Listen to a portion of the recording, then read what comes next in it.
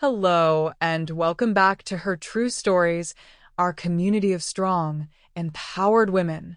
I'm so excited to share today's story with you. It's a powerful tale of divine justice, community strength, and what happens when someone underestimates a woman of faith. This is Divine Retribution, the fall of Brandon Vance, and I promise you, it's going to leave you feeling inspired and reminded of your own incredible power. Before we dive in, please hit that subscribe button if you haven't already. It helps us reach more women who need to hear these stories of triumph. And don't forget to give this video a thumbs up and share it with a woman in your life who needs to be reminded of her strength. Now, let's get into this incredible journey of justice and redemption. They say God doesn't like ugly, and sometimes divine intervention needs a little push. He thought he was untouchable. He was about to learn that some battles are fought on a spiritual plane, with a determined widow as the earthly vessel. The crystal chandelier cast dancing shadows across the mahogany dining table as I served what would be the last meal I'd ever prepare in this house.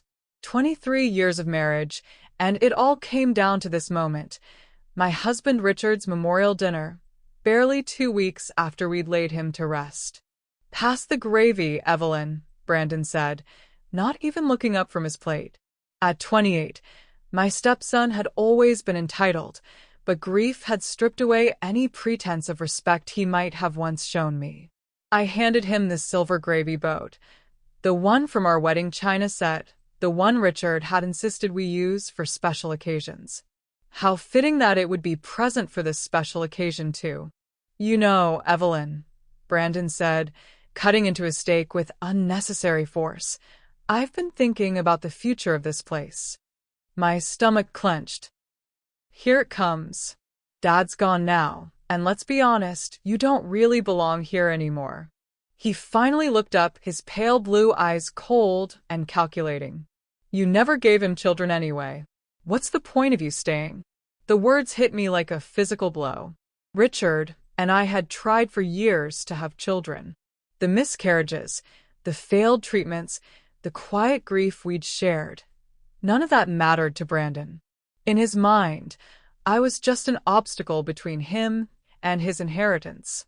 "This is my home, Brandon," I said quietly, setting down my fork. "Your father and I built this life together." He laughed, actually laughed, and took a long sip of the wine I'd poured from Richard's best bottle. "Built what? A marriage without an heir? Face it, Evelyn. Now that Dad is dead, mourn and pack your bags and never come back. You never gave him children anyway." He leaned back in his chair, smirking. "You don't have anything here anyway." The dining room fell silent except for the ticking of the grandfather clock in the hallway. I stared at this young man who'd eaten at my table for over 2 decades, who I'd helped with homework, who I'd cheered for at football games, who I'd loved as my own son despite his mother's poison dripping from his lips whenever Richard wasn't around. "I see," I said, my voice steady despite the storm building inside me. "I'm glad you understand. I'll give you a week to get your things together. That's more than generous, considering you have no legal claim to any of this." He gestured around the room with his wine glass. "Dad may have been sentimental, but I'm practical. This house, the business, the investments, it's all mine now." I stood slowly, my hands trembling slightly as I smoothed my black dress. "If you'll excuse me, I think I'll retire early." "Good idea. You'll need your rest for packing." I walked to the staircase, my heels clicking against the marble floor. Halfway up, I turned back. Brandon was already on his phone, probably calling his girlfriend Sarah to share the good news about his inheritance windfall. "Brandon," I called softly. He looked up annoyed. "What?" "Your father loved you more than life itself. He would be ashamed of the man you've become." His face darkened. "Just pack your bags, Evelyn. I won't ask again." I went to my bedroom, the master suite I'd shared with Richard for over 2 decades, and quietly began moving my belongings. Not because I was giving up, but because I was preparing for war. And in war, sometimes a strategic retreat is necessary before the real battle begins. By morning, I was gone. I left no forwarding address, no note, no trace of the woman who had made that house a home. I simply vanished, taking with me only my personal belongings and something Brandon had no idea existed. A complete understanding of every aspect of his father's business empire, every contact, every weakness, every secret that could be used against him. He thought he'd won. He had no idea the game was just beginning. The law offices of Morrison, Patterson and Associates occupied the top 3 floors of the tallest building in downtown Atlanta. I'd been here many times with Richard for estate planning, but never alone. Never as a widow fighting for her life. "Mrs. Vance, I'm so sorry for your loss," said Janet Morrison, Richard's longtime attorney, as she led me into her corner office. Through the floor-to-ceiling windows, I could see the city sprawling below us, a city where Richard had built his empire, where Brandon now thought he ruled. "Thank you, Janet. Though I suspect after today, I may need to go back to my maiden name." Janet's eyebrows rose. She was a woman in her 50s, with silver hair pulled back in an elegant chignon and eyes that had seen every kind of human greed and deception. "Why don't you tell me what happened?" I recounted the dinner, Brandon's words, his assumption that I had no legal claim to anything. Janet listened without interruption, her expression growing more serious with each detail. That arrogant little... She caught herself. "I'm sorry, Mrs. Vance, but Brandon is about to learn a very expensive lesson about assumptions." She pulled out a thick folder. "Your husband updated his will 6 months before he died. He was very specific about his wishes, particularly regarding Brandon's inheritance being conditional on his character." My heart hammered as she opened the folder. "What does it say?" "Richard left Brandon the family business, Vance Industries, and a generous trust fund, but only if he treats you with complete respect. If he violates that condition, the business gets sold and the proceeds go to charity. Everything else, the house, the investment portfolio, the art collection, the vacation properties, goes to you regardless." "What condition?" "Brandon must treat you with the respect due to his father's widow. Richard was very specific about this. Any attempt to force you from the family home or to treat you with anything less than complete respect would result in his inheritance being modified." I felt the first spark of something I hadn't felt since Richard died. Hope. Modified how? Janet smiled, and for the first time, I saw the steel beneath her polished exterior. "If Brandon violates the respect clause, his inheritance gets reduced to a small trust fund, enough to live on, but nothing like the empire he's expecting. The business would be sold, and the proceeds would go to various charities Richard supported, with you as the executor. He forced me out of the house yesterday." "Then he's already in violation." Janet leaned forward. "Mrs. Vance, your husband was a smart man. He knew his son's character better than Brandon realized. He told me once that he hoped Brandon would grow up after his death, but if he didn't..." She shrugged. "Well, Richard believed in consequences. What do we do now? We document everything. The dinner conversation, his demands, your forced departure. Do you have any witnesses?" I shook my head.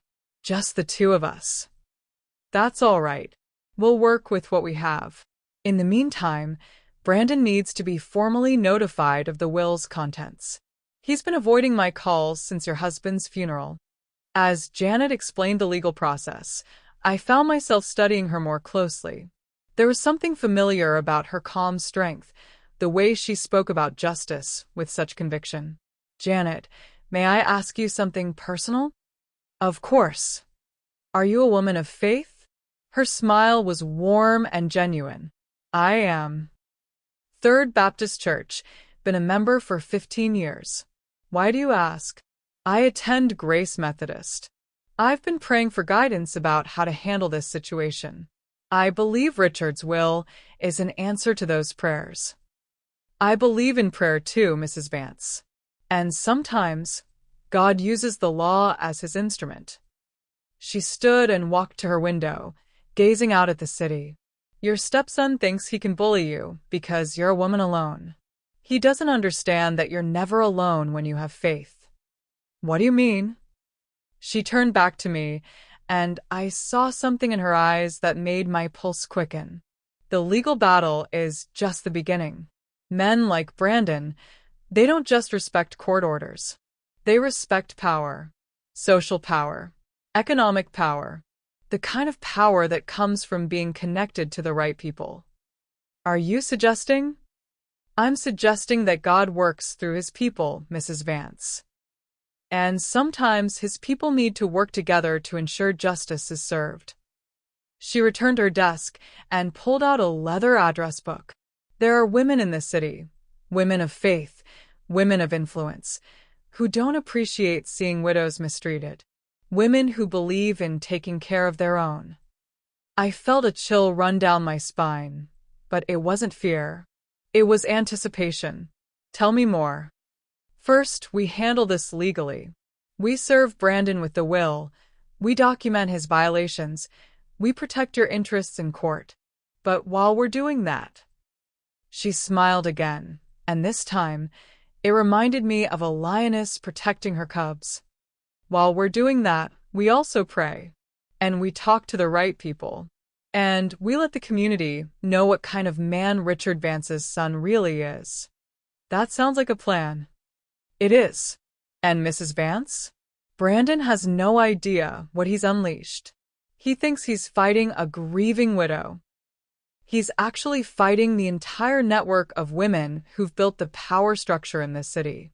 Women who take care of each other. As I left her office that afternoon, I felt something I hadn't experienced in years. The thrill of being truly understood by another person. Janet Morrison wasn't just my lawyer. She was my partner in something bigger than a legal battle. She was my partner in divine retribution. That evening, I knelt beside my bed in my hotel room and prayed.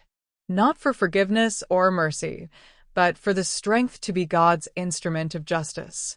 Some battles, I realized, are meant to be fought not with anger, but with righteousness. And Brandon was about to learn the difference. The emergency prayer meeting convened at Janet Morrison's penthouse apartment on a rainy Thursday evening. I'd been in the city for 3 days, staying at the Ritz-Carlton while Brandon celebrated his premature victory in my former home. But tonight, the real work began. Ladies, Janet said, addressing the circle of 12 women gathered in her living room, we have a situation that requires our attention. I recognized some faces from various charity events and church functions over the years, but others were strangers. What united them wasn't just faith, it was power. These were wives of judges, bank presidents, city council members, and corporate executives. These were the women who ran the boards of every major charity, who organized the social events that determined who was in and who was out, who could make or break reputations with a single phone call. Before we begin, said Margaret Sterling, wife of the city's most prominent federal judge, I want to make something clear. We're not here to gossip or scheme. We're here to pray for justice and to ensure that God's will is carried out in this situation. Amen, murmured the others. Janet nodded toward me. Evelyn, would you share your story? I told them everything. The dinner, Brandon's cruelty, his assumption that I had no rights, his demand that I leave the only home I'd known for over 20 years. As I spoke, I watched their faces change from polite interest to genuine anger. Disgraceful, whispered Patricia Whitmore, whose husband owned the largest construction company in the state. Absolutely disgraceful. What kind of man treats his father's widow like hired help? Asked Victoria Chin, whose family controlled 3 major banks in the city. The kind of man who needs to learn some hard lessons, said Margaret Sterling quietly. Continue, Evelyn. I finished with Janet's discovery of the will and Brandon's clear violation of the respect clause. The legal battle will take months, possibly years. But Janet suggested that sometimes justice requires community involvement. Prayer, Janet clarified quickly, and the natural consequences that come when a community learns about someone's true character. Margaret Sterling nodded slowly. Ladies, we've dealt with situations like this before. Remember when Thomas Bradshaw tried to cheat his elderly mother out of her home? Or when Michael Patterson started that rumor about his business partner's wife? Both learned their lessons, said Victoria with a slight smile, without anyone having to do anything unethical or illegal. Exactly, said Janet. We simply pray for justice and let our communities know what kind of man we're dealing with. The consequences are natural. People don't want to associate with bullies and cowards. I felt a strange mixture of excitement and trepidation. What exactly does that mean? Patricia Whitmore leaned forward. It means, dear, that Brandon is about to discover that his father's reputation was the only thing protecting him from the consequences of his own character. My husband is on the board of 3 country clubs, said Victoria. Brandon applied for membership at 2 of them last month, probably planning to celebrate his inheritance. I imagine those applications will face some unexpected complications. And my husband's construction company was bidding on a major project with Vance Industries, added Patricia. I suspect he might have concerns about doing business with someone who mistreats widows. Ladies, Margaret Sterling said gently, remember, we're not orchestrating anything. We're simply sharing information about someone's character and letting others make their own decisions. Of course, said Janet. We're women of faith. We believe in truth and consequences. The meeting continued for another hour, but it wasn't the scheming session I'd expected. Instead, it was a prayer circle, women praying for justice, for wisdom, for the strength to stand up to bullies. But underneath the prayers, I sensed something else, a network of influence that had been built over decades, one relationship at a time. As the other women began to leave, Margaret Sterling approached me. Evelyn, I want you to know that what happened to you makes me sick. I've seen too many women abandoned after their husbands die, treated like they never mattered. Thank you, Margaret. That means more than you know. I also want you to know that we don't take pleasure in what's going to happen to Brandon. But some men only learn when they face real consequences for their actions. What do you think will happen? She smiled sadly. Men like Brandon derive their power from connections, from being part of the club. When the club starts to question his character, she shrugged. Well, let's just say isolation is a powerful teacher. After everyone left, Janet and I sat in her living room, looking out at the city lights. I've never been part of anything like this, I admitted. Neither had I until about 10 years ago. I was representing a woman whose husband had died, and his business partners were trying to steal her inheritance. Margaret Sterling's husband was one of the judges in the case. What happened? The judge ruled fairly, but the business partners were well connected. They thought they could pressure other judges, intimidate my client, make her life miserable until she gave up. Janet sipped her wine. That's when I learned about the network. This group has been meeting for 10 years. In various forms. We're not some secret society, Evelyn. We're just women who believe in taking care of each other. Women who've learned that sometimes the system only works when good people make it work. And it's always worked? Every time. Because we're not trying to destroy anyone, we're just ensuring that actions have consequences. When someone mistreats a widow, or cheats an elderly person, or abuses their position of power, they need to face the natural results of their choices. That night, I prayed differently than I had in years. I prayed for the strength to see this through, for the wisdom to let justice run its course, and for the faith to believe that sometimes God uses his people to carry out his will. Brandon thought he'd won by intimidating one woman. He had no idea he'd just declared war on an entire network of women who'd spent decades building the power structure that kept this city running. The battle was about to begin, and he was already surrounded. 2 weeks after the prayer meeting, I was having lunch at the Metropolitan Club when I saw Brandon for the first time since leaving the house. He was across the dining room, trying to get the attention of Harrison Wells, the president of First National Bank. Even from a distance, I could see the tension in Brandon's shoulders, the forced smile on his face. Harrison was politely nodding, but his body language screamed discomfort. After less than 5 minutes, Harrison excused himself and walked away, leaving Brandon sitting alone at his table. Evelyn. I turned to find Victoria Chin approaching my table. She was impeccably dressed in a navy suit, her expression warm but her eyes sharp. Victoria, what a lovely surprise. Please join me. She sat down and glanced toward Brandon's table. I see young Mr. Vance is having lunch alone today. It appears so. She picked up her napkin and smoothed it across her lap. You know, my husband mentioned something interesting yesterday. Apparently, Brandon has been trying to schedule a meeting with him about expanding his business credit line. Oh, yes. But Daniel has been surprisingly busy lately. Booked solid for the next 6 months, apparently. Victoria's smile was subtle but unmistakable. It's amazing how quickly a banker's schedule can fill up when concerns arise about a client's character. I felt a flutter of something dark and satisfying in my chest. Concerns? Well, word gets around in our community. When someone treats a widow with such disrespect, it makes people wonder what other ethical corners they might cut. She sipped her water. Daniel takes character very seriously when it comes to business partnerships.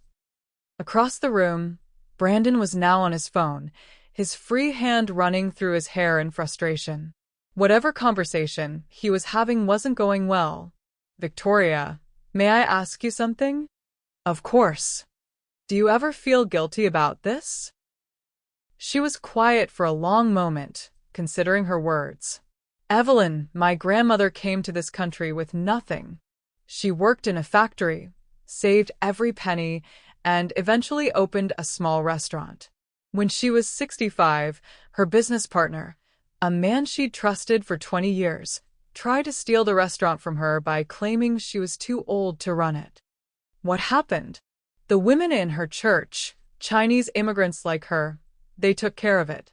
Not through lawyers or courts, but through community. They stopped eating at businesses that supported him. They stopped recommending his services. They made sure everyone knew what kind of man he was. Victoria's eyes were steady. Within 6 months, he was bankrupt. And my grandmother ran her restaurant until she was 82. So this is about justice? It's about consequences. Men like Brandon believe they can treat women as disposable because they think we're powerless. But we're not powerless. We're just quiet about our power. As if summoned by our conversation, Brandon suddenly appeared at our table. Up close, I could see the strain around his eyes, the slight tremor in his hands. Hello, Evelyn, he said, his voice tight. I've been looking for you. Brandon, how are you settling into the house? We need to talk. There are some complications with Dad's will. I glanced at Victoria, who was watching the interaction with barely concealed interest. What kind of complications? Legal ones. Janet Morrison seems to think you have some claim to the estate, but we both know that's ridiculous. Do we? His jaw tightened. Look, I was upset at dinner that night. Maybe I said some things I shouldn't have. But that doesn't change the reality of the situation. And what reality is that? That you're not my real mother. That you don't have children to inherit anything. That Dad couldn't have intended for you to keep everything while his actual son gets nothing. Victoria cleared her throat softly. I'm sorry, but did you just say you want to take inheritance away from your stepmother because she couldn't have children? Brandon's face flushed. This is a private family matter. Of course it is. I was just leaving anyway. Victoria stood and placed a gentle hand on my shoulder. Evelyn, I'll call you later about the charity luncheon. There are several people who are very interested in meeting you. After she left, Brandon slumped into her chair. Evelyn, I need you to work with me here. Some weird things are happening. What kind of weird things? Business things. The country club membership I applied for got rejected. They said there were character concerns, but wouldn't elaborate. 3 major clients have suddenly decided not to renew their contracts. And the bank. He rubbed his temples. The bank is reviewing our credit line. I felt that dark satisfaction growing stronger. I'm sorry to hear that. Are you?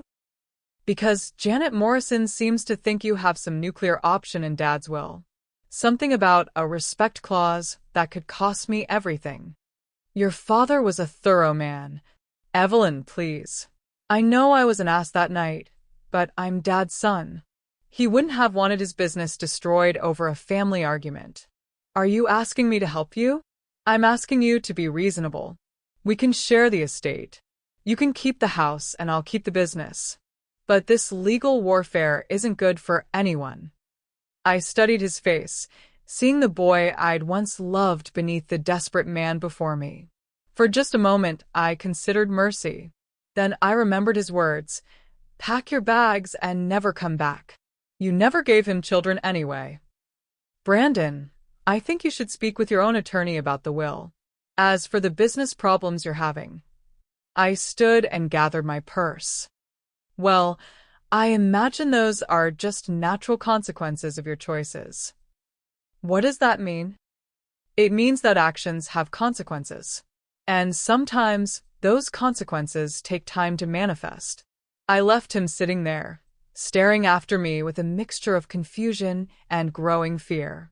As I walked through the club's elegant lobby, I noticed several people I recognized: board members, business leaders, social influencers. Some nodded politely, others looked away.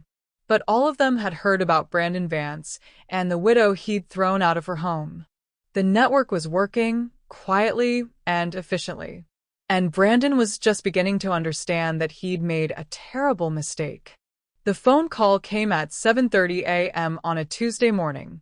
I was in my hotel room, reading the morning paper and drinking coffee, when Janet called with news that made my heart sing. Evelyn, you need to hear this.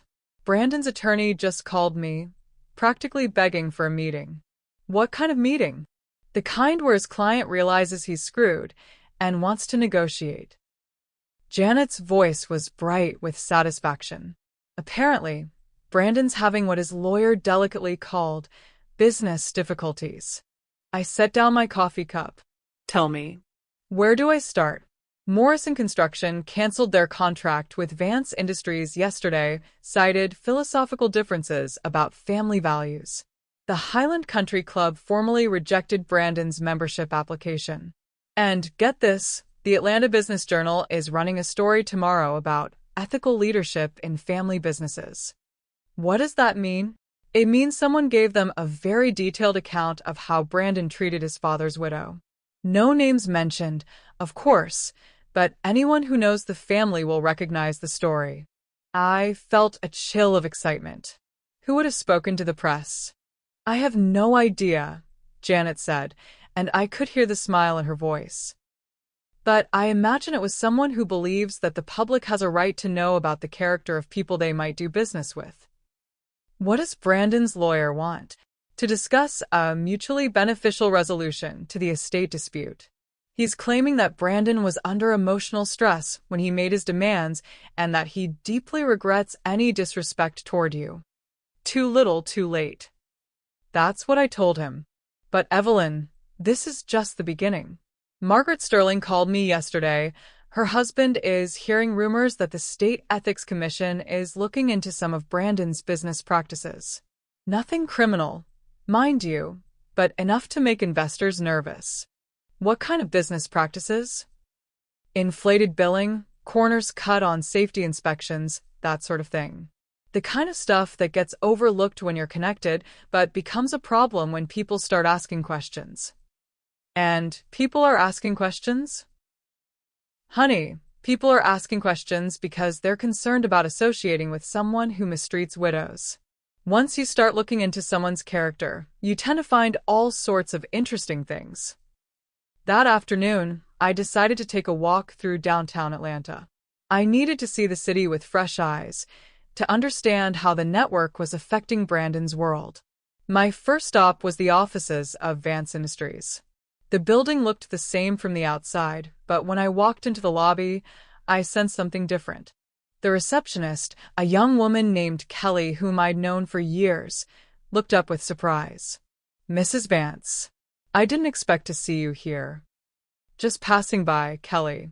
How are things?" She glanced around nervously. "Well, to be honest, it's been a little tense lately. Mr. Brandon seems stressed about something. And we've had several clients cancel their contracts recently." "I'm sorry to hear that. It's just strange, you know? Everything was fine when Mr. Richard was alive, but now." She shrugged. "I probably shouldn't be talking about this." "Of course not. You take care of yourself, Kelly." As I left the building, I noticed a man in a suit waiting by the elevator. He looked familiar, one of the reporters from the Atlanta Business Journal. Apparently, the story about ethical leadership was getting more attention than expected. My next stop was the Highland Country Club, where Brandon had been rejected for membership. The valet recognized me immediately. "Mrs. Vance." How lovely to see you. "I was so sorry to hear about Mr. Richard." "Thank you, James." "That's very kind. Are you here for lunch? I can call ahead to the dining room." "Actually, I was wondering if you'd heard anything about Brandon's membership application." James looked uncomfortable. "Well, I probably shouldn't say anything, but there was some discussion among the board members. Questions about character and family values." "I see. Between you and me, Mrs. Vance, the way some people treat family after a death, it doesn't sit well with folks here. We're old-fashioned about respect and dignity." "I appreciate that, James. Of course, if you are interested in membership yourself, I'm sure the board would be very welcoming. You've always been a lady of class." As I walked through the club's elegant halls, I marveled at how quickly word had spread. The network wasn't just a group of wealthy women. It was a web of relationships that touched every level of society. Valets, receptionists, waiters, shop owners. They all talked, they all shared information, and they all had opinions about right and wrong. That evening, I met Janet for dinner at a small Italian restaurant downtown. She was practically glowing with excitement. "Evelyn, you won't believe what happened today. Brandon showed up at my office without an appointment, demanding to speak with me." "What did he want?" "He wanted to know what you were doing to him. He was convinced you were orchestrating some kind of campaign against him." "What did you tell him?" "I told him the truth, that you were a woman of faith who believed in justice, and that sometimes justice comes through community consequences rather than legal ones." "How did he react?" "He was furious. Started ranting about how he was being persecuted for one bad conversation. Said it wasn't fair that his entire life was being destroyed over a family argument." "Did you explain the will to him?" "I tried to. But he's so focused on what he sees as persecution that he can't understand that this is about consequences. He thought he could bully you into giving up your rights, and now he's shocked that the community is responding to his behavior." "What happens next?" Janet smiled. "Next, we let the process continue. The legal battle will take months, but the social consequences are already happening. And Evelyn, this is just the beginning." "What do you mean?" "I mean that Brandon has spent his entire life coasting on his father's reputation. Now people are seeing who he really is without that protection. And they don't like what they see." As we ate dinner, I felt something I hadn't experienced in years, the satisfaction of seeing justice served. Not through anger or revenge, but through the simple process of truth being revealed and consequences being applied. Brandon had thought he was untouchable because he was Richard Vance's son. But he was learning that respect isn't inherited, it's earned. And some lessons can only be learned through complete isolation from the community that once protected you. The network was working perfectly, and Brandon was beginning to understand that he'd made the biggest mistake of his life. 3 weeks after the Business Journal article, I was shopping at Lenox Square when I saw Sarah, Brandon's girlfriend, sitting alone in the food court. She looked exhausted, her usually perfect makeup slightly smudged, her designer handbag clutched tightly in her hands. I debated whether to approach her, but something in her posture, the defeated slump of her shoulders, the way she kept checking her phone, made me curious. "Sarah?" She looked up, and I saw tears in her eyes. Oh, "Hello, Mrs. Vance. Are you all right, dear?" She laughed bitterly. "Am I all right? No, I'm not all right. My life is falling apart, and I don't even understand why. May I sit?" She nodded, and I settled into the chair across from her. Up close, I could see the strain around her eyes, the way her hands shook slightly as she reached for her coffee. "Sarah, what's wrong?" "It's Brandon. He's not the same person I fell in love with. He's paranoid, angry all the time. He thinks everyone is conspiring against him." "What makes him think that?" "Because they are." She leaned forward, her voice dropping to a whisper. "I mean, I don't understand it, but something is definitely happening. His business is failing, his friends won't return his calls, and yesterday my father told me he was reconsidering his offer to bring Brandon into his firm." "Your father works in law, doesn't he?" "Corporate law. He was going to offer Brandon a position after we got married, but now—" She shrugged helplessly. "He says there are questions about Brandon's character that need to be resolved first." "What kind of questions?" "About how he treated you after Mr. Richard died.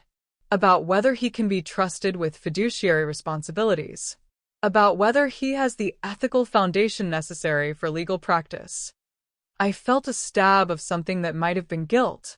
Sarah was innocent in all this, just a young woman who'd fallen in love with the wrong man. "Sarah, has Brandon told you what happened between us?" "He said you were trying to steal his inheritance, that you were using some legal technicality to take what rightfully belonged to him." "Is that all he said?" She looked uncomfortable. "Well, he also said you were bitter about not having children and that you were taking it out on him." The guilt evaporated instantly. Even now, even when his world was crumbling around him, Brandon was still spreading lies about me. "Sarah, would you like to know what really happened?" For the next 20 minutes, I told her everything. The dinner conversation, Brandon's exact words, his demand that I pack my bags and never come back. I told her about the will, about the respect clause, about how Richard had anticipated exactly this situation. By the time I finished, Sarah was crying openly. "I can't believe he said that to you. About not having children. That's—" She shook her head. "That's not the man I thought I was going to marry." "What will you do?" "I don't know. I love him, or I thought I did. But this Brandon, this angry, paranoid man who blames everyone else for his problems, I don't know who that is. Sometimes crisis reveals people's true character." She nodded miserably. "My father keeps asking me if I'm sure about the engagement. He says a man's character is revealed by how he treats people who can't fight back." "Your father sounds like a wise man." he is. And he's worried about me. She looked up, her eyes red but determined. "Mrs. Vance, can I ask you something?" "Of course." "Are you behind what's happening to Brandon?" I considered the question carefully. "I'm a woman of faith, Sarah. I believe in justice and consequences. I believe that when someone does wrong, the community has a responsibility to respond." "But are you orchestrating this?" "I'm not orchestrating anything. I'm simply living my life and trusting that the truth will eventually come to light." "The truth about what?" "The truth about who Brandon really is. And the truth about what happens when someone chooses cruelty over kindness." Sarah was quiet for a long moment. He's been trying to get me to ask my father to intervene, to use his influence to help Brandon's business, to get him into the country club, to make the persecution stop. Will you? I don't know. I don't know if I can ask my father to compromise his principles for a man who... She trailed off, unable to finish the sentence. Who threw his stepmother out of her home for the crime of not bearing children? Yes. She whispered the word like a confession. Sarah, you're a lovely young woman. You deserve someone who will treat you with respect, someone who will honor you even when times are difficult. The question you need to ask yourself is, if Brandon can treat me this way, how will he treat you when you're old or sick, or can't give him what he wants? She was quiet for a long time, staring at her untouched coffee. Finally, she looked up. What would you do if you were me? I would pray for wisdom, and I would remember that marriage is about choosing someone who will love you through the worst of times, not just the best. Even if it means being alone? Sarah, being alone is better than being with someone who doesn't respect you. Trust me on that. She nodded slowly, then gathered her purse. Thank you for being honest with me, Mrs. Vance. I have a lot to think about. As I watched her walk away, I felt a complex mixture of emotions. Part of me was satisfied that Brandon's world was continuing to crumble. But part of me genuinely felt sorry for Sarah, who was learning painful truths about the man she'd planned to marry. That evening, Janet called with an update that made my pulse quicken. Evelyn, Brandon's attorney, called again. This time, he's not asking for a meeting, he's begging for one. What's happened now? The State Ethics Commission officially opened an investigation into Vance Industries' billing practices. And get this, the IRS is conducting a routine audit of the company's tax returns for the past 3 years. Routine. Well, officially routine. But Margaret Sterling's husband mentioned that sometimes audits get triggered when concerned citizens report potential irregularities. What kind of irregularities? The kind that happen when you're cutting corners to maintain profit margins after losing major clients. Brandon's been scrambling to cover costs, and apparently, he's been creative with his accounting. Is he in real trouble? Not criminally, probably. But the scrutiny is making his remaining clients nervous. And investors don't like uncertainty. What does his lawyer want? Complete capitulation. He's proposing that Brandon formally apologize to you, acknowledge that he violated the will's respect clause, and accept whatever terms you're willing to offer. And if I refuse?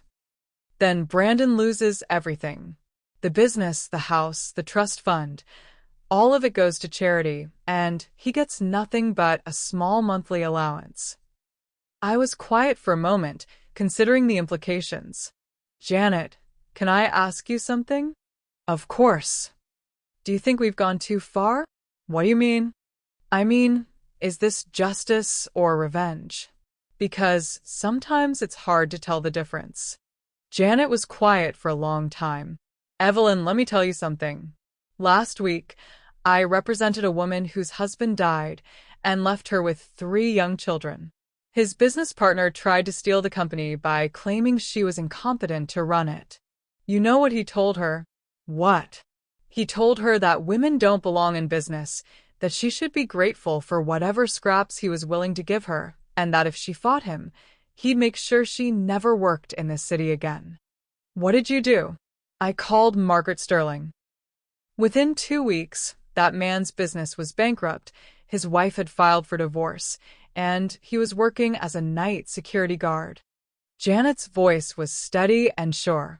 Was that justice or revenge? I don't know. Neither do I. But I know that woman is now successfully running her late husband's company, and her children have a secure future. Sometimes the distinction between justice and revenge doesn't matter as much as the outcome. What do you think I should do about Brandon? I think you should do what feels right to you. But remember, this isn't just about Brandon anymore. This is about every widow who's been mistreated, every woman who's been told she doesn't matter, every person who's been bullied by someone with power. You're saying I have a responsibility to see this through? I'm saying you have a responsibility to yourself and to the woman you were before Brandon tried to make you feel worthless. That night, I knelt beside my bed and prayed for guidance. I prayed for wisdom, for discernment, for the strength to know the difference between justice and vengeance. But as I prayed, I kept hearing Brandon's voice. Pack your bags and never come back. You never gave him children anyway. And I knew that some wounds are too deep to heal with forgiveness alone. Sometimes, the only cure for cruelty is consequences. The network had shown me that I wasn't powerless, that I wasn't alone, that I mattered. And Brandon was about to learn that destroying a woman's dignity comes with a price that compounds daily. His world was closing in around him, and I was the center of the storm he'd created with his own hands. The meeting took place in Janet's conference room on a gray December morning. Brandon sat across from me, his lawyer beside him, looking like a man who'd aged 10 years in 3 months. His usual confident swagger was gone, replaced by the desperate demeanor of someone who'd finally realized he was in over his head. "Mrs. Vance," said his attorney, a nervous man named Robert Chin, no relation to Victoria, "my client would like to begin by offering you a sincere apology." I remained silent, watching Brandon's face. He looked like he was being forced to swallow poison. "Brandon." He cleared his throat. "Evelyn, I want to apologize for the things I said that night. I was grieving, and I said things I didn't mean." "What things specifically?" He flinched. "About you packing your bags. About you not having children. About you not belonging in the house." "And, do you mean this apology?" Yes. "Of course." I leaned forward slightly. "Brandon, 3 weeks ago, you told your girlfriend that I was bitter about not having children and that I was taking it out on you. Last week, you told the Atlanta Business Journal that I was a greedy woman trying to steal your inheritance. This morning, you're apologizing. Which version is true?" His face flushed red. I was angry. I said things to other people that I shouldn't have said." "So you've been lying to everyone?" "I've been confused. Emotional." Janet slid a document across the table. "This is a complete transcript of the dinner conversation on November 15th. Mrs. Vance recorded it." Brandon and his attorney exchanged glances. I hadn't actually recorded anything, but the threat was enough to make Brandon's composure crack entirely. "Look, I said what I said, okay? I was an ass, and I'm sorry.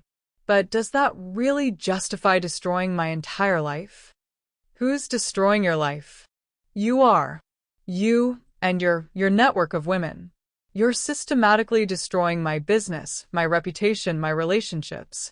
All because of one bad conversation." "Brandon, I haven't done anything to you." "Bullshit." He leaned forward, his mask of contrition slipping. "You think I don't know what you're doing? The whisper campaigns, the social pressure, the mysterious concerns about my character? You're waging war on me. I'm a woman of faith, Brandon. I don't wage war. I pray for justice." "What's the difference?" I smiled coldly.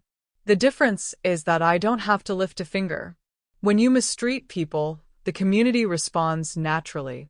When you show poor character, people make their own decisions about whether to associate with you. That's not natural. That's coordinated. Is it? Or is it just that actions have consequences, and you're finally experiencing yours?" His attorney tried to regain control of the meeting. "Mrs. Vance, we're prepared to offer you a very generous settlement. You can keep the house, a significant portion of the investment portfolio, and we'll establish a trust that pays you a substantial monthly income for life." "In exchange for what?" "In exchange for dropping the will contest and calling off whatever campaign you're running against my client." Janet laughed. "Gentlemen, you don't seem to understand the situation. Mrs. Vance isn't running a campaign. She's simply living her life while her community responds to her stepson's behavior. Then maybe she could encourage her community to be more forgiving, suggested Robertson. Why would she do that? Because Brandon is facing complete financial ruin. The business is failing, his personal credit is destroyed, and he's about to lose everything. Everything he tried to steal from his stepmother, Janet pointed out. He made a mistake. He made a choice, I said quietly.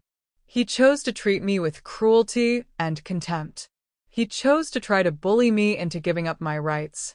He chose to spread lies about me to justify his actions. Those weren't mistakes, they were decisions. Brandon's composure finally shattered completely. Jesus Christ, Evelyn. I was upset. Dad had just died, and I was dealing with grief and stress. And yes, I said some terrible things. But I'm his son. I'm his flesh and blood. He wouldn't have wanted you to destroy me over a family argument. Your father loved you more than anything in the world, I said softly. But he also knew your character. That's why he put the respect clause in the will. What respect clause? Janet opened another folder. The clause that states that if you treat Mrs. Vance with anything less than complete respect, your inheritance is forfeit. That's impossible. Dad wouldn't have done that. Your father was a wise man. He hoped you'd grow up after his death, but he planned for the possibility that you wouldn't. You're lying. Show me the will. Janet slid the document across the table.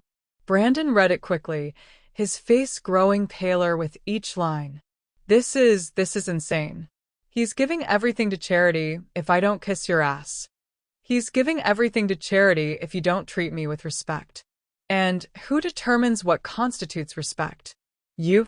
The community does. And they've made their judgment. Brandon stood up abruptly, knocking over his chair. This is insane. You're destroying my life because your feelings got hurt. I'm not destroying anything, Brandon. I'm simply allowing the natural consequences of your actions to unfold. Natural consequences? There's nothing natural about this. You've turned the entire city against me. I've done nothing but tell the truth about what happened between us. If the city has turned against you, perhaps you should examine why. Because you're manipulating them. Am I? Or are they simply responding to the character you've shown them? He stared at me for a long moment, and I saw something in his eyes that I'd never seen before, genuine fear. Not of financial ruin or social isolation, but of the possibility that everything that was happening to him was his own fault. What do you want? He whispered. I want you to experience the consequences of your choices. I want you to understand what it feels like to be powerless and alone. I want you to learn that actions have meaning and that treating people with cruelty costs more than you can afford. And then what? After I've learned my lesson, then what? I stood up and gathered my purse. Then you live with the choices you've made. Just like I've had to live with the choice to love you as my own son for 20 years, only to have you throw me away like garbage the moment your father died. Evelyn, please. I'm begging you. You're begging me? The way you made me beg that night? The way you made me pack my bags and leave the only home I'd known for 2 decades. I was wrong. I admit it. I was completely wrong. Yes, you were.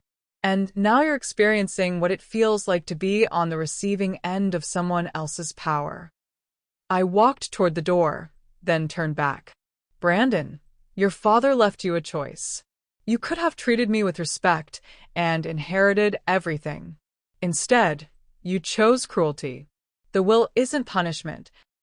It's just the natural result of your decision. It's not too late. I can change. Some things can't be unchanged, Brandon. Some words can't be unsaid. Some wounds can't be healed. I left him there, begging his lawyer to find some way to fix what couldn't be fixed. As I walked out of the building, I felt something I hadn't experienced in months, complete and total peace. The network hadn't destroyed Brandon. His own character had done that. We'd simply created the conditions for his true nature to be revealed. And now everyone could see exactly who Richard Vance's son really was. Sarah returned the engagement ring on a snowy January evening. I wasn't there to witness it, but Janet heard about it from Patricia Whitmore, whose husband's construction company had been hired to install security systems in Sarah's father's law firm. Apparently, she walked into Brandon's office and placed the ring on his desk without saying a word. Janet told me over dinner. He begged her to reconsider, but she just looked at him and said, "I can't marry someone who would treat their stepmother that way." How did he react? Badly. He started ranting about how everyone was abandoning him, how he was being persecuted for one mistake. Sarah's father heard the commotion and came out of his office. What did he do? He told Brandon that the job offer was officially withdrawn and that he no longer wanted Brandon anywhere near his daughter or his business. I felt a stab of something that might have been pity. That must have been devastating. It was. But Evelyn, there's more. Margaret Sterling called me this morning. Her husband's been tracking Brandon's situation through his contacts at the courthouse. What did he find? Brandon's about to lose everything. The business is in bankruptcy, the house is going into foreclosure, and his personal debts are mounting.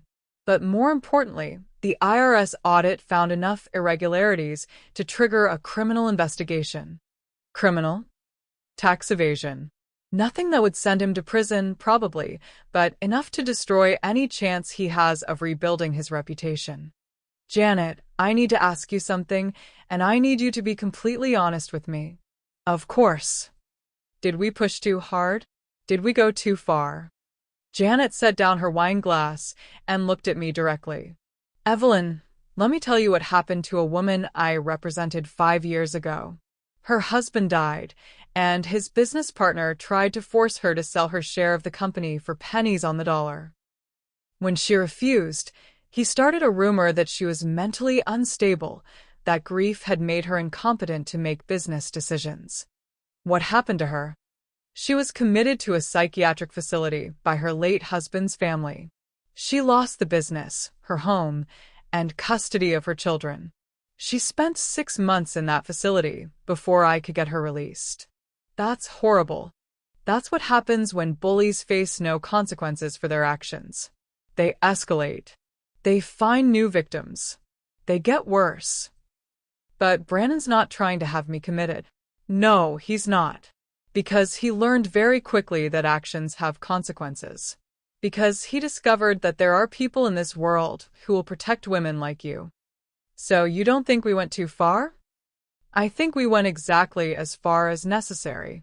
Brandon had a choice at every step of this process. He could have apologized sincerely and changed his behavior. He could have honored the will and treated you with respect. He could have accepted responsibility for his actions instead of blaming everyone else. But he didn't. No, he didn't. And that's not our fault. That's his. 3 days later, I received a call that I'd been both expecting and dreading. It was Brandon calling from a number I didn't recognize. Evelyn, please don't hang up. What do you want, Brandon? I want to meet with you. Just us. No lawyers, no intermediaries. I need to talk to you. About what? About everything. About what I've lost, about what I've learned, about what happens next. I don't think there's anything left to discuss. Please. I'm asking you, I'm begging you, to give me one more chance to make this right. Against my better judgment, I agreed to meet him at a small cafe downtown. When I arrived, I barely recognized the man sitting in the corner booth. Brandon had lost weight, his clothes were wrinkled, and his hair was uncombed.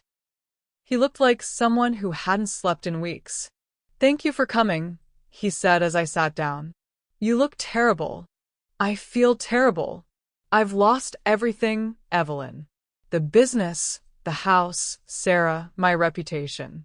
Everything." "I'm sorry to hear that." Are you? "Are you really?"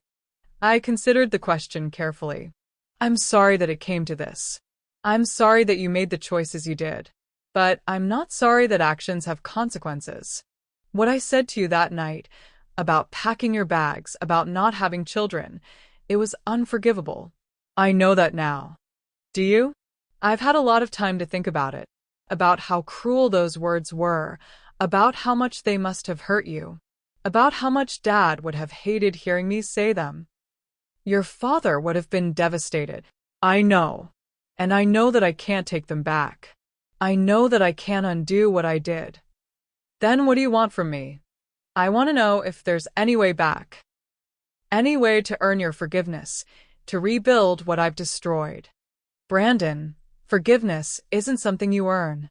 It's something you receive. And right now, I'm not ready to give it. What would it take? I don't know. Maybe nothing. Maybe everything. Maybe it's just too late. But you're willing to destroy my entire life over one conversation? I'm not destroying anything. I'm simply allowing the natural consequences of your actions to unfold. Natural consequences? There's nothing natural about what's happening to me. Isn't there? You showed poor character, and people responded by questioning your character. You treated me with cruelty, and people decided they didn't want to associate with someone who treats widows that way. You lied about me to justify your actions, and people decided they couldn't trust you. But everyone makes mistakes.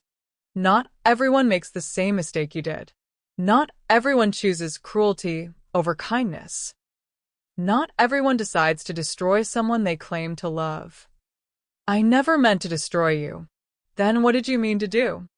I meant to claim what was mine, to secure my inheritance, to make sure I wasn't cheated out of what Dad intended for me.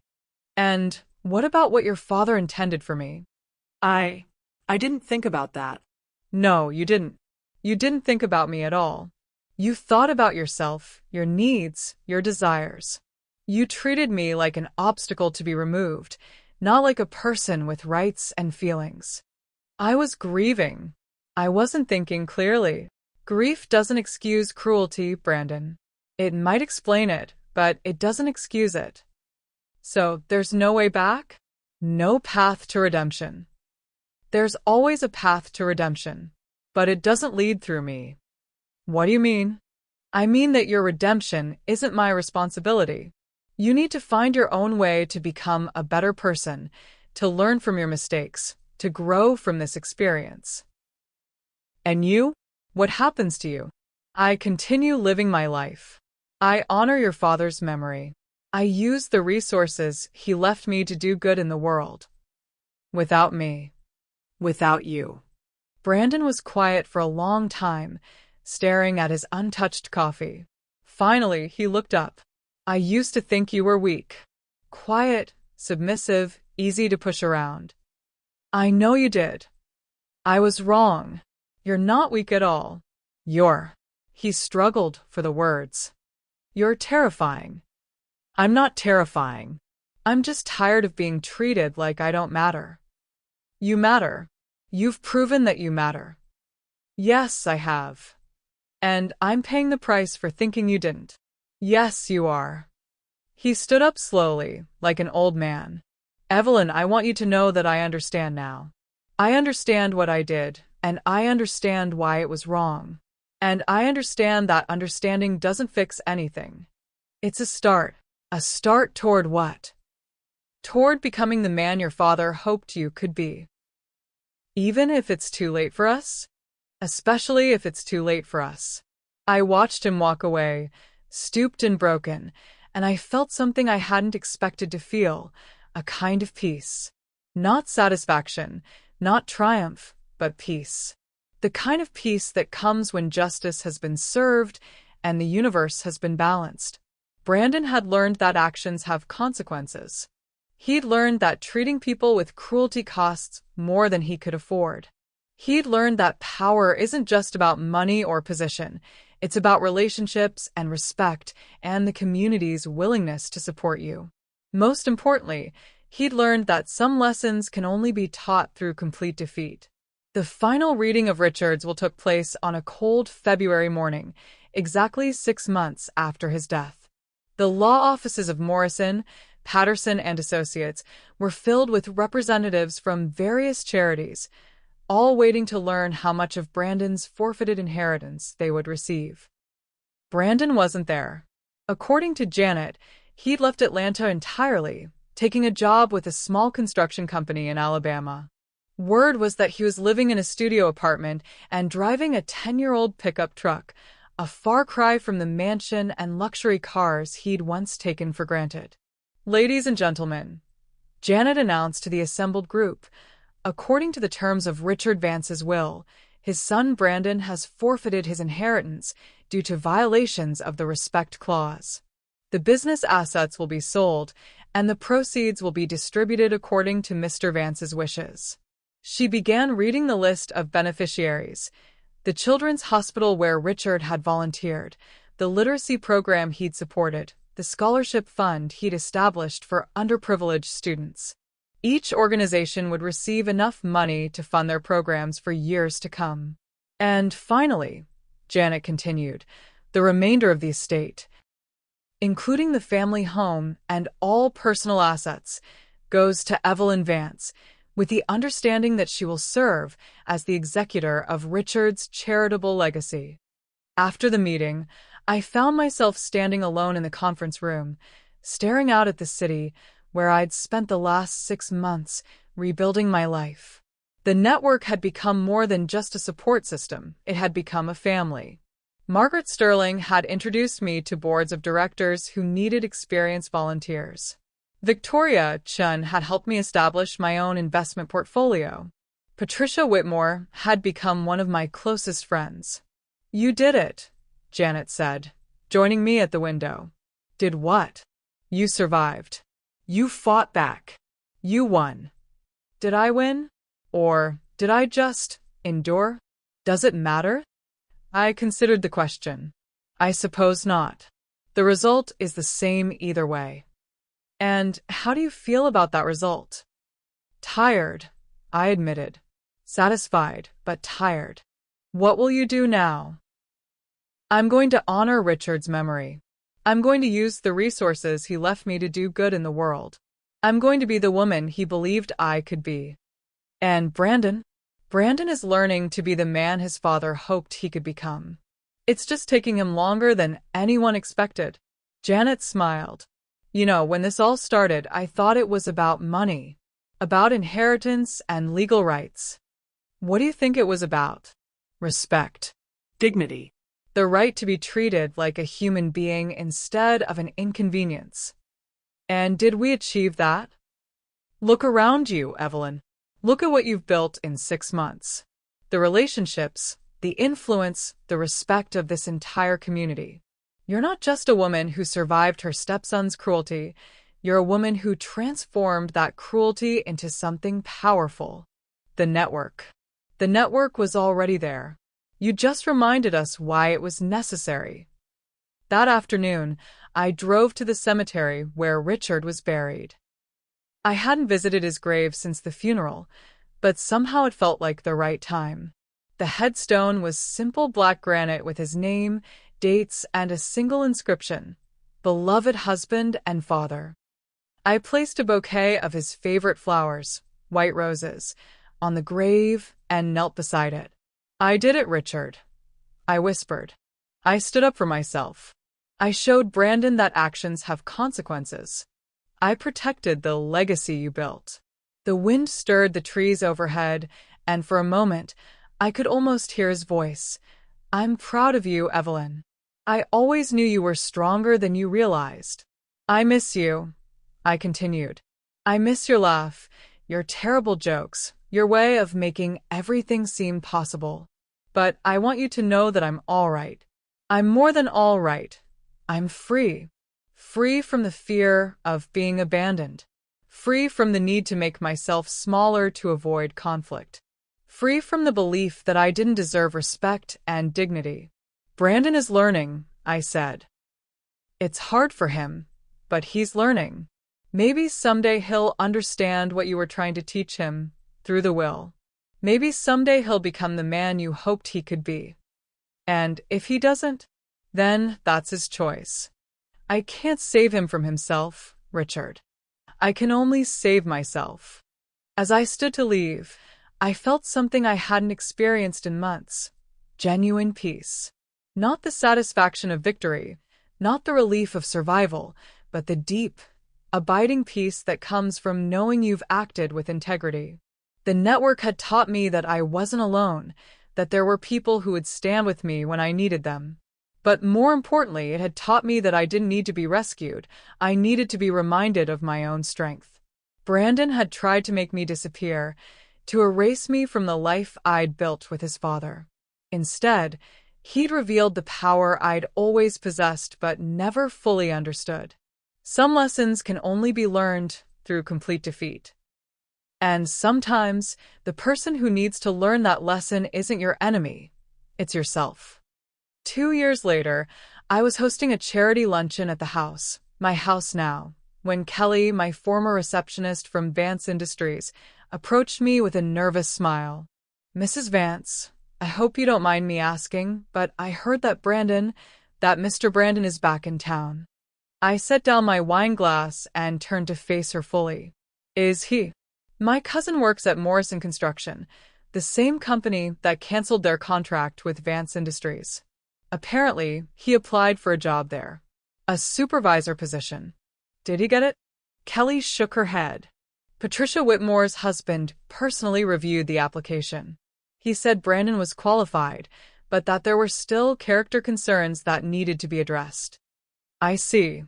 Mrs. Vance, can I ask you something?" "Of course." Is the network still watching him?" I smiled at the question. Over the past 2 years, the network had become something of a legend in Atlanta social circles. Not because we advertised our activities, but because word had spread about what happened when someone mistreated a widow in our community. "Kelly, the network doesn't watch anyone. We simply pay attention to character, and we make sure that character has consequences." "But it's been 2 years. Don't you think he's learned his lesson?" I considered the question. Perhaps. But learning a lesson and proving you've changed are 2 different things. What would it take for him to prove he's changed? I don't know. That's not for me to decide. That evening, I was reading in my study when the doorbell rang. I wasn't expecting anyone, but when I opened the door, I found Brandon standing on my front porch. He looked different, older, worn down by hard work and harder lessons, but somehow more solid than the entitled young man who'd thrown me out of this house 2 years earlier. "Hello, Evelyn." "Brandon, I heard you were back in town. May I come in?" I hesitated, then stepped aside. "Of course." He walked into the foyer and looked around at the house he'd once considered his birthright. I'd redecorated since taking possession, making it more my own, but the essential character of the place remained the same. "It looks good," he said simply. "Thank you. Can I offer you something to drink?" "Just water, please." I led him to the living room and poured 2 glasses of water from the crystal pitcher on the side table. He sat on the edge of the sofa, his hands clasped tightly together. "I came to apologize," he said without preamble. "You already apologized, Brandon." "Several times." "No. I asked for forgiveness. I begged for mercy. I tried to negotiate my way out of consequences." He looked up at me, and I saw something in his eyes that hadn't been there before. Genuine humility. "I never actually apologize. What's the difference?" An apology doesn't ask for anything in return. It just acknowledges the harm that was done and takes responsibility for it. And that's what you're doing now. "I'm trying to." He took a shaky breath. "Evelyn, what I said to you that night, about packing your bags, about not having children, about not belonging here, it was cruel and unforgivable. I said those things because I wanted to hurt you, because I thought hurting you would make me feel more powerful." Did it? For about 5 minutes. Then I realized that I just revealed myself to be exactly the kind of person Dad was worried I might become. And what kind of person is that? A bully. A coward. Someone who would rather tear others down than build himself up. I sipped my water and studied his face. What changed? Losing everything. Having to work construction jobs for minimum wage. Living in a studio apartment with no air conditioning. watching other people look at me the way I used to look at people I thought were beneath me. That must have been difficult. It was humbling, which is what I needed. He leaned forward slightly. Evelyn, I want you to know that I understand now what you did. What the network did. It wasn't persecution, it was education. Education. You taught me that actions have consequences. That treating people with cruelty costs more than I could afford. That respect isn't something you inherit, it's something you earn. And have you earned it? I don't know. I'm trying to. I volunteer at a homeless shelter now. I'm working with a literacy program teaching construction skills to people who are trying to get back on their feet. I'm trying to become the kind of person who builds things up instead of tearing them down. That's good to hear. But I didn't come here to tell you about my rehabilitation. I came here to tell you that I'm sorry. Genuinely, completely sorry for what I did to you. And to tell you that I understand why you did what you did. Do you? You showed me that I wasn't untouchable. That there were people in this world who would protect women like you from men like me. You showed me that cruelty has a price, and that price compounds daily until it becomes unbearable. And how do you feel about that? Grateful. The word surprised me. Grateful? Grateful that you cared enough to teach me. Grateful that you didn't let me continue being the person I was becoming. Grateful that you gave me the chance to become someone better. I didn't give you anything, Brandon. You chose to become someone better. I chose to stop being someone worse. There's a difference. We sat in silence for a moment, and I found myself looking at this man who'd once been my stepson, trying to see the boy I'd helped raise.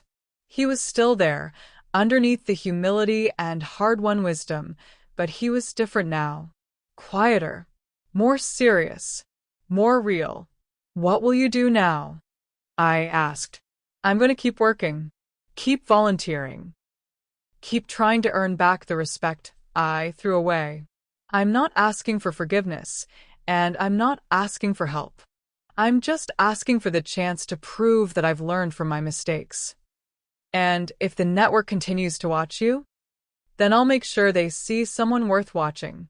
Someone who treats people with dignity and respect. Someone who builds instead of destroys. That's a good plan. It's the only plan. He stood up and walked to the mantelpiece, where a photo of Richard still held the place of honor. Dad would have hated the man I became that night. Yes, he would have. But I think he would have been proud of the man I'm trying to become now. I think so too. Evelyn, may I ask you something? Of course. Are you happy? I considered the question. I'm at peace. I'm useful. I'm respected. I'm surrounded by people who care about me. I think that's better than happy. Good. You deserve that. So do you, Brandon. You deserve the chance to become the man your father hoped you could be. Even after what I did, especially after what you did. The hardest lessons teach the most important truths. He nodded and moved toward the door. I'll go now. Thank you for listening to me. Brandon. He turned back. Your fathers will have a provision I never told you about. What kind of provision? If you ever demonstrated genuine remorse and character change, you would be eligible for a small inheritance. Not the business, not the house, but enough to help you rebuild your life. His eyes widened. Why didn't you tell me this before? Because it had to be genuine. It had to come from you, not from the promise of money. And do you think it's genuine now?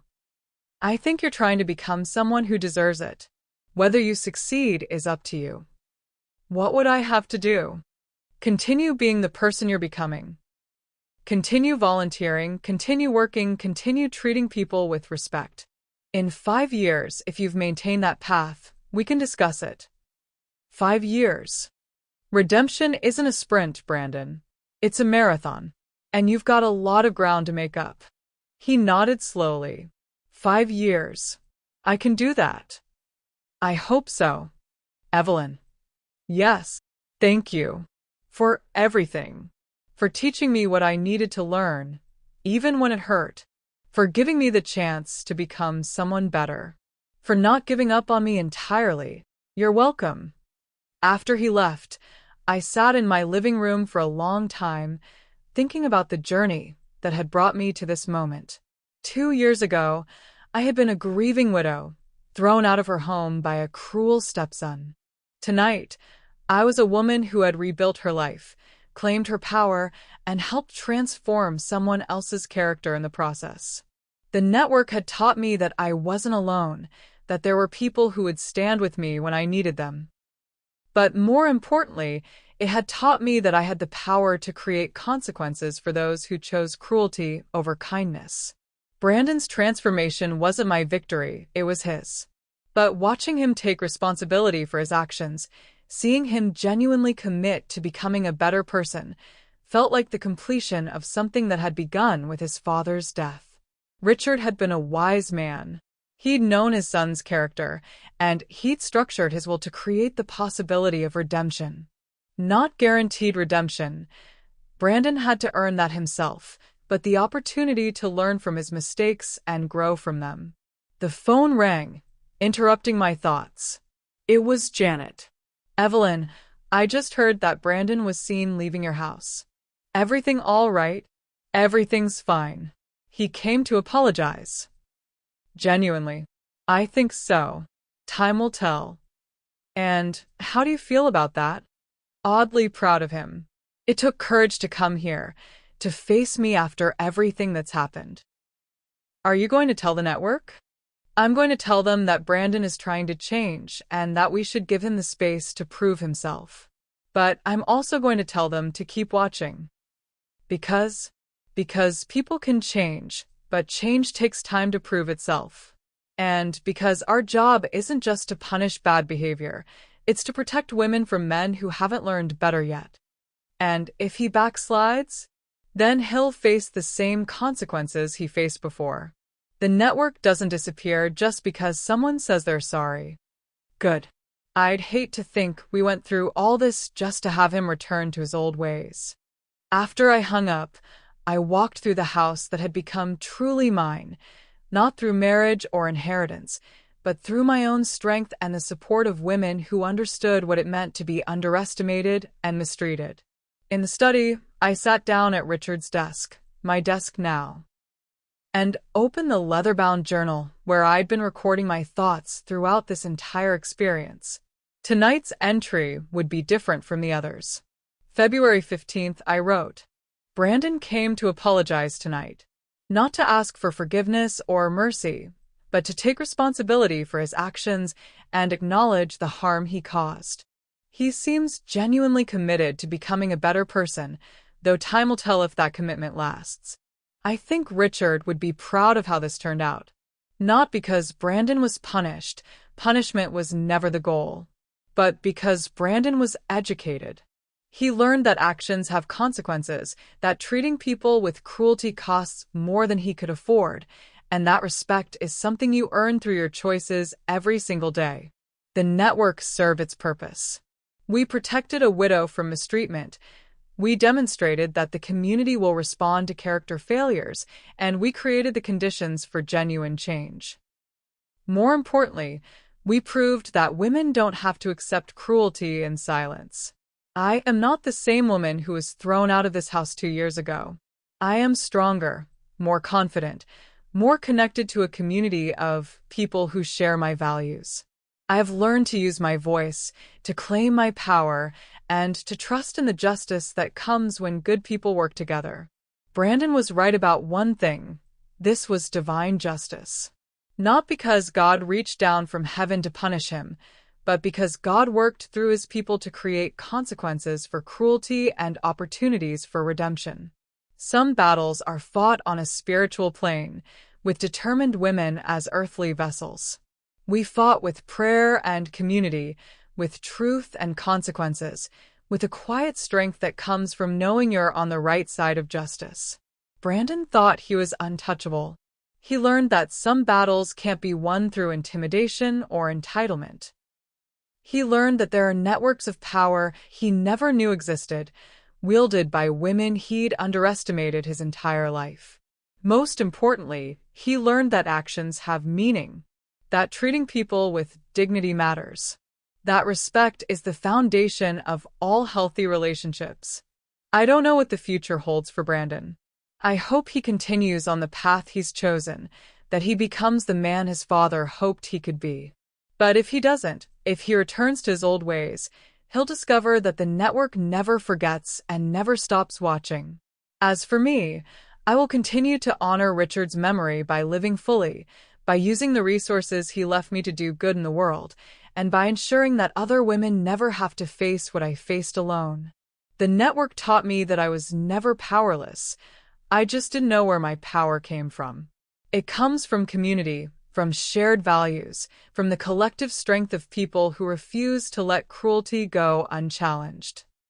Tonight, for the first time since Richard died, I feel truly at peace.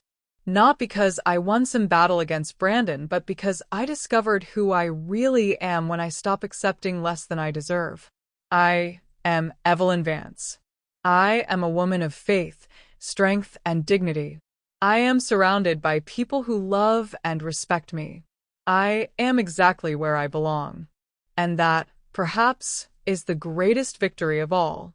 I closed the journal and looked around the study that had witnessed so much of this journey. Tomorrow, I would meet with the charity board to discuss expanding our literacy program. Next week, I would host a fundraiser for the Children's Hospital. Next month, I would travel to New York to speak at a conference about supporting widows and elderly women. I had built a life worth living, surrounded by people worth knowing, engaged in work worth doing. I had transformed pain into purpose, isolation into community, powerlessness into strength.